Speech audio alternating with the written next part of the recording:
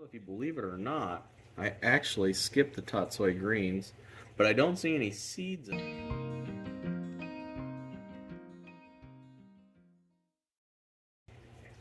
Hello everybody, it's Not a Pro Gardener here. Glad to have you back. Now today it's about 75 degrees because we're inside today. We are in zone 6B. What we're going to be doing is we're going to seed start some of our cold season crops today for the garden, and then we're going to talk about how we germinate our seeds indoors for the garden. We're inside, ready to seed. We got our seed starting mix pre-moistened. Everything's dibbled. The reason we like to seed start indoors is because we can control the environment that the seeds are in. We can control it a lot better than we can in the greenhouse, and we're already heating the house to the temperature that we need to germinate pretty much all of our cold season crops. We germinate indoors and then bring them outdoor. Once the tray has germinated roughly like 20%, then as soon as they just break the surface, we're going to bring them outside, put them in the greenhouse, and finish the grow out there. We're going to take them out to the greenhouse to bypass the acclimation process. The acclimation process is for people who seed start indoors. Your plants are used to the lights that you have here, not the real daylight or the harsh winds and cold weather outdoors. So you have to acclimate them before you just put them outside and they get burnt by the wind or get burnt by the sun because they're not used to that harshness. Now, what you need to do is you need to gather your supplies you need. I have everything I need here. I have a tray to hold the growing medium, which is this seed starting mix. The seed starting mix, and you need lights. The lights up here, I'll show you in a minute, but the lights up here is what you need, which is 5000K daylights. The light daylight, they simulate daylight, which is what you need for your grow lights. I've used these for at least 5 years, 4 to 5 years now, and they have not steered me wrong. The first thing you need to do is you need to prep your seed starting mix. Okay, so we already pre-prepped our seed starting mix, and we're going to pop a card up over here somewhere of one of our first videos of us preparing this seed starting mix, and it shows you how to sterilize your seed starting mix. And you need to sterilize it. I have had from the big box stores near me, when I would buy the sterilized, pre-sterilized seed starting mix, I would still have problems with fungus gnats. Now, that's not for everyone out there. I've heard ProMix is pretty good, but I can't find that near me. So what we do is we sterilize it. On that video, you get a rolling boil of water, dump it in a heat-safe container, bowl, trash can, whatever you need to, and then you stir it up a little bit, cover it with tin foil, and that helps eradicate the pests, which are the fungus gnat eggs, and then the diseases that could pop up from who knows what's in the cocoa coir or the peat moss. Who just depends on the seed starting company that makes the mix.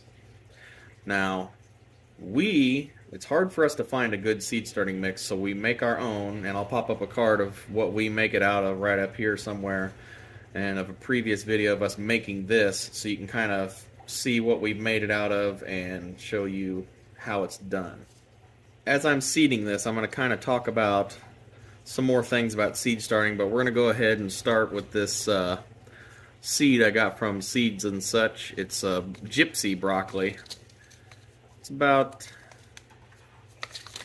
was recommended to me by a viewer, and you got to do it a ½ an inch deep in your seed tray, which I have these pre-dibbled. All of these cold season crops will be that deep, and you want to do it about 4 to 6 weeks before the last frost in the container here, and I'm doing it indoors for successful germination. The optimal temperature is around 70 to 75 for me for all of these cold season crops. We keep our house at 70 to 75 degrees. The ambient temperature around here helps keep this seed tray at the correct temperature, and they germinate very well indoors, which is one of the reasons why I'm still going to do it indoors, but they're not going to be in here for 4 to 5 weeks like they normally are. Whenever they break the surface, I will take them outdoors to the greenhouse. It just makes that thing.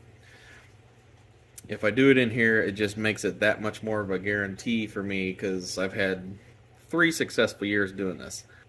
We're going to go ahead and pop some of these seeds in there. I don't know if you can see these guys in here, but I'm just going to take it. I'm going to crease this about halfway up this seed envelope here. It's going to be kind of hard to do this with my left hand, but we're going to just drop one in every one of these tray dibbles here where I got it dibbled. So now if you get 2 in each one, it's not a big deal. You can always thin them out later. Now, about the lighting, we have a few tips in here of that is which you can use aluminum foil. In my case, people are wondering why are my grow lights so high up? Well, I've had no problems with that, believe it or not, which I'm sure some people probably don't. But I have previous videos, if you can go back and check, I've had my tomato seed starts in here, and with the aluminum foil I make a little shroud that makes the light be forced down instead of going out. It forces the light rays closer together down and focuses it more where I need it to be, not just everywhere else.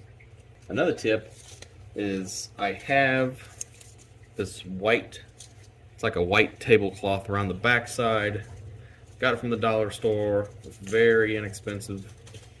That white helps reflect that light back in as well, but it also does restrict the airflow through here, so you also need to have a fan on.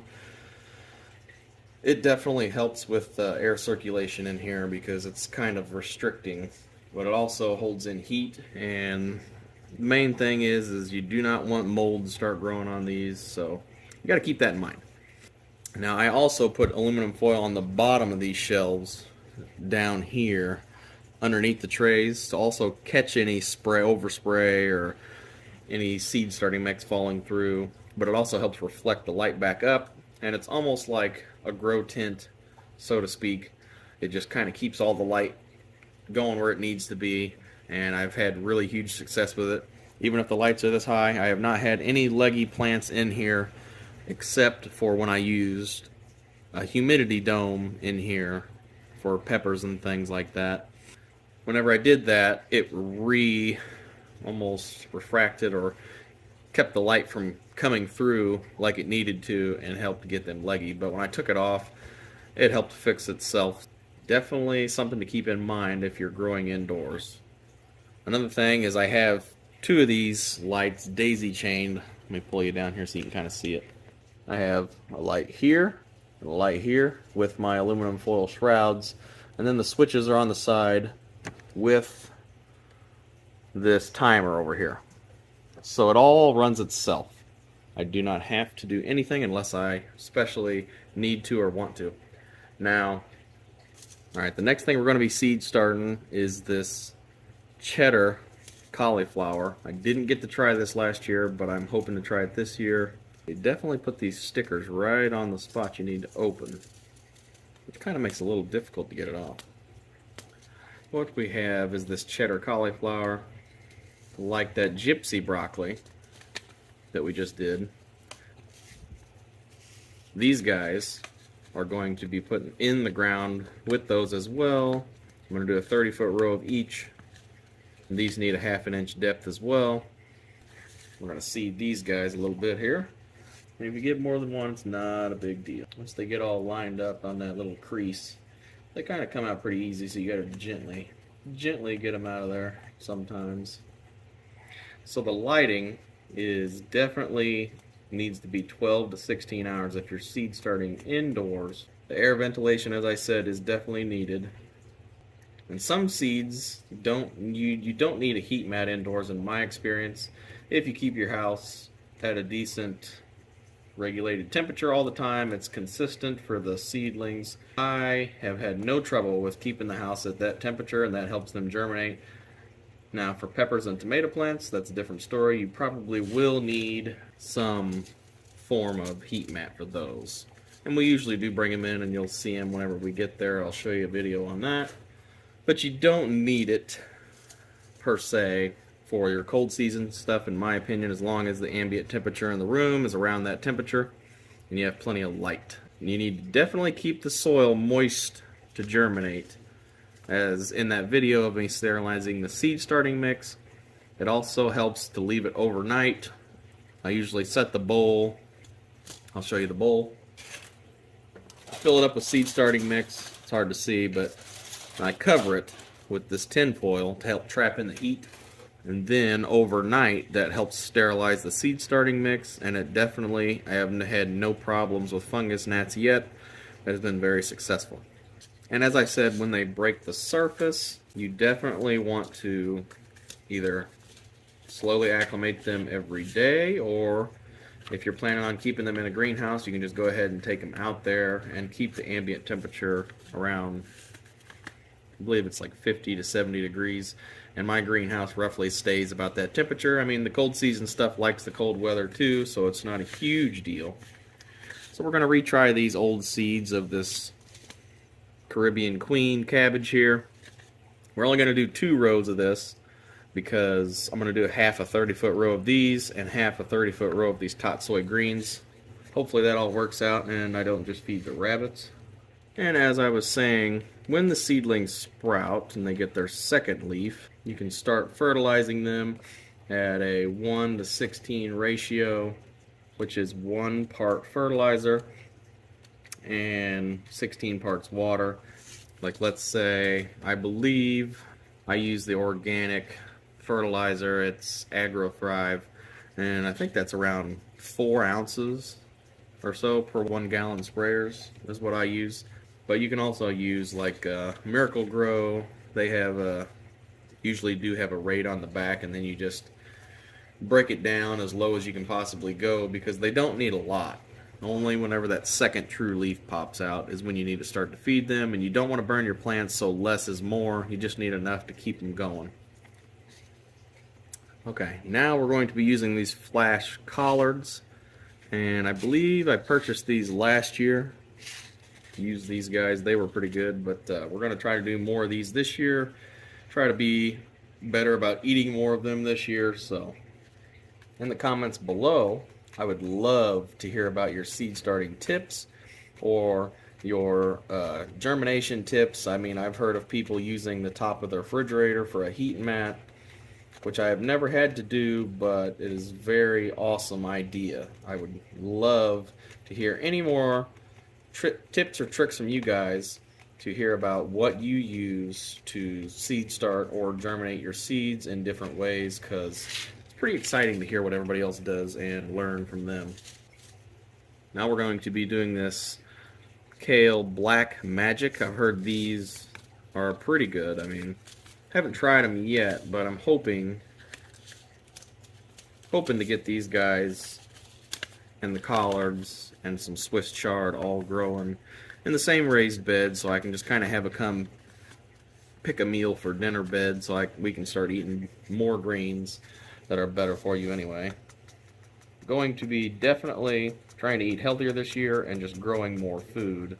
Well, if you believe it or not, I actually skipped the tatsoi greens, but I don't see any seeds in them. Well, guess we're going to fix that right now. Might have some mixed up on my seeding here, but anyway, we're going to be doing these tatsoi greens. I bought a bunch of these last year because it was fairly cheap, and then I didn't get around to planting as many as I wanted, so here we are. I'm going to go ahead and sprinkle a cup of these per cell just to have some extra greens going. Nothing wrong with that. There that is. Yeah, so I can definitely see the Caribbean Queen, tatsoi green seeds, flash collards, the kale. Now on the end here, something special we're going to be doing again, but we only have so many seeds of these guys, and I didn't want to buy any more this year, so we're going to see if they're still viable seeds. It's been a couple years now. These packs of seeds last a long time, so we got the Jade Cross Brussels sprouts we're going to be trying, and then we got this Red Bull Brussels sprouts we're going to be trying as well. And I'm going to try to put these in raised beds, because I've had very very good luck with putting these in raised beds. And since I don't have as many seeds of these, I'm just going to put them in my hand and do it that way. But I've successfully grown the Red Bull Brussels sprouts previously, about 3 years ago, which these seeds are getting up there in age. So I'm going to put a couple seeds per cell because, well, I need to get rid of them anyway, but also I like to have that insurance that I'm going to get at least one out of these guys. So, got that done. Now, the Red Bull Brussels sprouts, we're going to get these guys in there. Put these in my hand as well because they are very limited on seeds. Now, I hope you enjoyed seed starting with me and showing you a little bit insider on what we're going to be doing this year for some of the videos. Now that I got this all seeded, you can also go back and check, which I probably should, to make sure I got seeds in all these cells, at least see some sitting there. And I'm pretty sure everything's all according to plan. So, I see a seed practically everywhere. Now, what do we want to top this with? Well, I've been using vermiculite mainly because it holds more moisture and I definitely need some things not to dry out. But these cold season crops, I do it a little bit differently for these guys because I overhead water these a lot. And I overhead water these because they seem to grow quickly and take off fast, which is what I'm hoping for. So I hook up my brass siphon mixer, and eventually hopefully I can do a video on that to show you what exactly it entails and does. But we're going to be using perlite because it's a little more porous and it holds more air and it keeps the top dried out just a little bit more. So we're going to definitely be putting that on here. I've had better luck with it because I overhead water these a lot. Now with the vermiculite I put on my onions, I usually just bottom water them up because they're a little bit easier to take care of. So we're going to go ahead and get some perlite dumped out here. And a little fact for you is the vermiculite and the perlite is disliked by fungus gnats. So you don't have to use the seed starting mix. And if you notice, I'm pouring this out slow. You don't want to be doing this indoors because if you can see the dust, it's not good for you to breathe in that, I believe it's volcanic glass heated up. Something like that. Anywho, it's disliked by fungus gnats, which is liked by me. I dislike fungus gnats myself. So, vermiculite or perlite, whichever one you choose, it also helps with that problem. But the benefits to both can be used advantageous. You can use them to your advantages like I am. This topping leaves the top a little more dry because I've also had problems with cold season crops getting too wet at the top, like these and beets. And they sometimes rot at the base of the stem because you have too much water sometimes. This can help that problem as well. But other than that, for the tomatoes and onions, I use vermiculite. Also helps keep them watered for me because I usually am too busy sometimes with the day job and it's just hard to keep up with them sometimes, but that vermiculite helps out a lot. Okay. Now that we got this topping on here, we got all this topped. Remember, our seed starting mix has retained some of that water from the sterilizing method that I showed you in that video. Now, we're definitely going to be watering the top of this. You don't want to forget that because you need to water the top of these to get that moisture in the seed all tucked into bed here. One of the methods we use is a little hand sprayer. This has been very awesome for me and I enjoy using them. So we're going to just try to do this without spraying everything. Okay. Lightly spray it first because it kind of blows all this seed topping around. Get everything a little wet.